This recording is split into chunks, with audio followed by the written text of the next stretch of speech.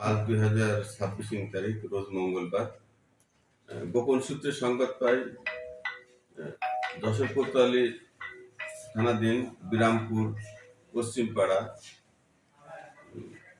বসবাসরত মোহাম্মদ রবিউল ইসলামের বাড়িতে গাঁজা সংরক্ষণ আছে। উক্ত সংবাদের ভিত্তিতে আমাদের আভিযানিক টিম আমরা ওখানে অভিযান করে প্রথমে কিছু গাঁজা পাই। আরো উদ্ধারের জন্য তল্লাশি করতে করতে একটি রিভলভার, 3 রাউন্ড গুলি উদ্ধার করি এবং তার ব্যবহৃত মোবাইল আমরা জব্দ করি।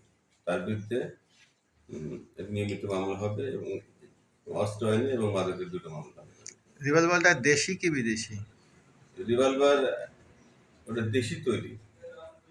স্যার, আমাদের কাছে শুনে ওই সময়টা স্থানীয় কিছু লোকজন খুব বাধার সৃষ্টি করতেছিল এবং প্রভাব খাটানোর চেষ্টা করছিল। বিষয়টা সত্য কিনা স্যার?